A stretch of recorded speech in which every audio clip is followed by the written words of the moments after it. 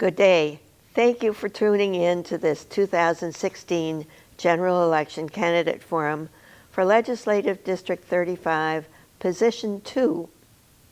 The forum is presented by the League of Women Voters of Thurston County and TCTV. The League is a nonprofit organization that encourages the informed and active participation of citizens in their government.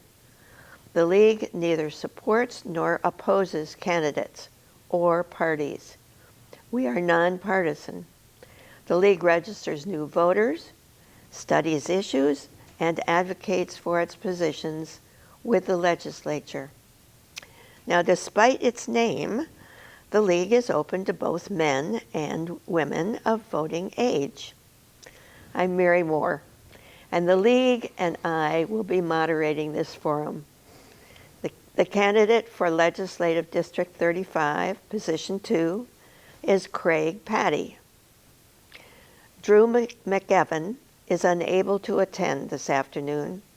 For this forum, the candidate will have 2 minutes for an opening statement, and then I'll ask the questions.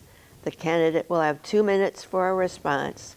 There will be a 1-minute closing at the statement at the end. We'll begin with your opening statement, Craig. Well, thank you, Mary, for having me in the League of Women Voters and TC Media now for having this event. My name is Craig Patty. I'm running for Position 2 in the 35th District, and it is a great district that we do live in, made up of 3 very unique counties, counties of which I have very unique history with. I was born and raised in Thurston County. Started my career in the Steamboat Island area, as well as bought my first house in my childhood neighborhood by Black Lake. About 11 years ago, I transferred employment to the city of Bremerton, where I'm a firefighter, which is also the Kitsap portion of the 35th District. And 10 years ago, my wife and I, we moved to the North Mason community, where we're raising our 2 children. And from day one, we've been involved in our community down there. And it's those experiences bring a very unique perspective to the district, one that is beyond compared to anyone, I believe, who's been in the legislature from our district. Each county has very unique challenges and opportunities. Thurston County, my home turf, has a great economy powered by state government, but we have some environmental issues down here. Mason County has rich in natural resources, but we have the highest unemployment rate of the entire district. In Kitsap County, spurred by the burgeoning economy from our proximity to Seattle, a lot of positive things are happening there, but we've got a really transportation headache. Together with my employment, I think I really bring a unique perspective and experiences, having lived and or worked in 35th for my entire life. Back in 2013, as a member of the North Mason School Board, I co-chaired a bond committee to build a new high school. We had our own infrastructure challenges, and through the community, we were able to work together. We have a beautiful new high school because of that, renovating a middle school, which is the pride of our community. And I think if we work together again in Olympia, we can get some work done, and that's what I bring. Thank you. Now, are you ready for questions? I'm ready for questions. And if I could, just really quickly, I'd like to congratulate my opponent, Drew McEwen. His son graduated from Marine Corps basic training, I believe. And so that's a big deal. So congratulations to the McEwen family. Well, all right. My question for you, the first question I have for you is, the State Environmental Policy Act, commonly known as SEPA, is a large and complicated law involving several state and local agencies. Are there any changes you would make to this policy? Well, I think first off, with much like many of the laws and issues that are on the books in Olympia, I think everything is worthwhile of review. I know we have, in the city of Bremerton, for instance, we have several Superfund sites, and those are more governed by federal government. But they do involve a lot of red tape, a lot of process. So what I'm an advocate for is anytime we need to have a process to look at these laws, we need to review them, see if the process is still relevant, if there's a better way to do it, and go from there. Just because we've created a law doesn't mean that's where we stop with it. I believe that we always need to review and update and improve wherever we can. Something that was created, I believe the SEPA law was around 1970s era is when they started with the EPA and stuff like that. A lot's changed. So we need to make sure that the rules that we're working under now meet 2016 standards. Okay. It is absolutely clear that the state lacks the revenue to comply with the Supreme Court's ruling on basic education without shorting other vital services. What would you do to solve our revenue problem? Tax loopholes, and we have a lot of them. The state of Washington has upwards of 650 tax loopholes in the book. I mean, we're writing checks every 2 years, everybody in the neighborhood of $30 billion. It's our money that could be coming to the state to provide services, but it's not. So we need to examine those. I'm not one to believe that out of 650, they all serve the purpose the way they were intended, nor are the tax loopholes all worthy of closing. An example of this is exemption to excise taxes on fuel extraction that was created in the late 1940s to help the timber industry. It's $30 million every biennium, and that was intended for one thing, and now 98% of that money goes to the fuel refineries in our state. And if you ask me, I think our fuel refineries are doing very well on their own. So that's an example of a place we can look at. Another example is Boeing. Boeing has done amazing things in Washington. However, when we're talking about the issues such as education, funding education, we need to ask ourselves, what do we value? Do we value investing in ourselves or value putting money to other places? So as a legislature, I believe that they've been unwilling to make those hard decisions. And they are hard. They're not, and oftentimes these decisions are not popular. But we have to ask ourselves, what is the right thing to do? And when we are struggling to provide basic education, we're struggling to provide mental health, but yet we can turn around and cut these checks. It makes a large statement on Washington in general. Is there anything more that the legislature can do about the coal and oil trains that run through this state? Yeah, I believe so. As a first responder, we obviously have concerns, especially with the oil trains. We saw just recently down on the Oregon coast a train derailment and what happened from there. We have numerous case studies throughout the United States and even Canada of these trains derailing. And unfortunately, there's these loopholes that don't require notifying or marking what we're carrying. That's a major problem. While I'm not in favor of saying no, we can't allow these things to go through use our rail systems. The transportation companies, the companies that have this oil, they owe the communities the right to know what's going through. We owe it to your responders to know what we're dealing with. We owe it to the communities to know what's coming through our area. And to fight that is kind of beyond reasonable for me. So, we'd always like to be able to say, well, we need to get rid of our consumption on fossil fuels, and I understand that, and I get that. But right now, that's how we drive our energy, and we can be safe about it, and we can be the most prepared we can be by taking steps and saying, once again, we're going to do the right thing. Okay. At present, the state doesn't have the resources, old problem, to adequately care for our mentally ill citizens. How do you propose that we start addressing this problem? As a firefighter, I see this day in and day out, our mental health challenges. We have, unless you've kind of deal with these, this marginalized section of our community, at 3 a.m. on a busy street corner, I don't know that people understand exactly the scope of the problem. And it's beyond what we might see on TV. A lot of times it's right in your own backyard. the problem that we face today is a lack of how to handle them, because in our healthcare system, mental health is not, it's not a moneymaker. It's not your being a cardiac surgeon or a neurosurgeon. So we need to find out how we go about housing this population.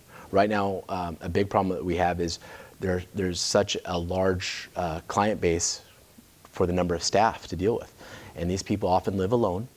And if they don't have the resources at hand to deal with a crisis, which can happen at any time, it falls to the public safety agencies. And amongst the magnitude of other responsibilities we have, that's one more thing that we do. And we've seen a conflict with that when you have, whether it's our law enforcement or our fire service, that's not the number one training priority, and it should be. But it really requires a holistic approach, bringing all the players together. It's not just our mental health agencies, it is our public safety, our fire service, EMS, law enforcement, it's our cities and our counties, all coming together and saying, how do we fix this problem? And then how do we fund the problem? Mm-hmm. Do you think, per Initiative 1491, that we have done enough to stem the gun violence in our state? If your answer is yes, why? If not, if your answer is no, what more would you do? Well, unfortunately, we're less than 12 hours removed from a horrible event up in Skagit County. Mm-hmm. So anyone who says, yeah, we've done enough, has just been proven wrong.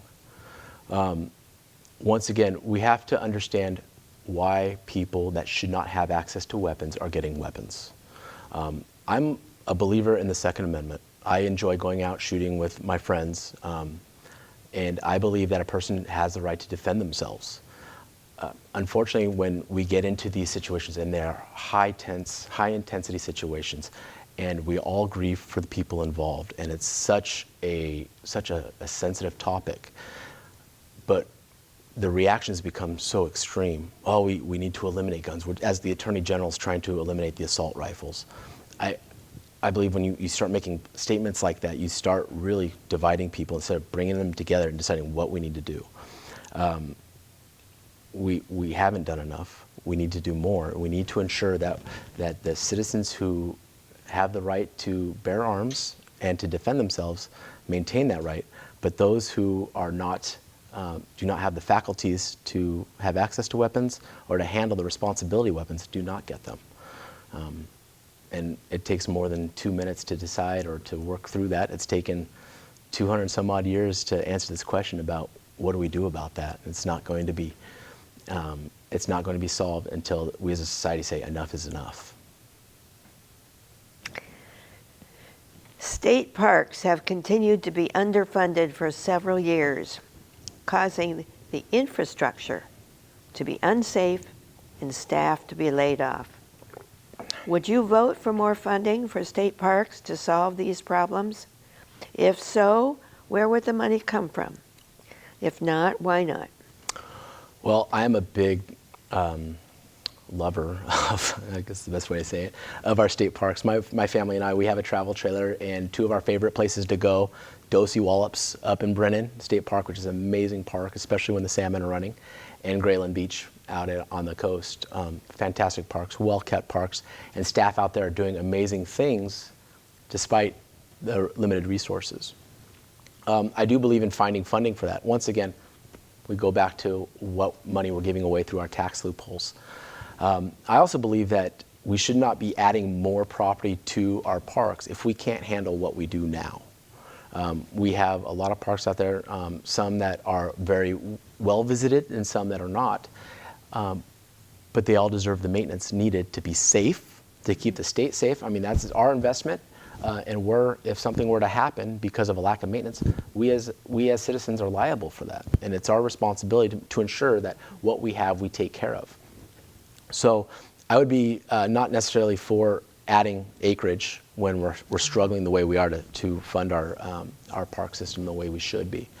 But once again, making our value statement about where our tax exemptions go and money that we could be using to provide services that our citizens want and that they demand. Okay.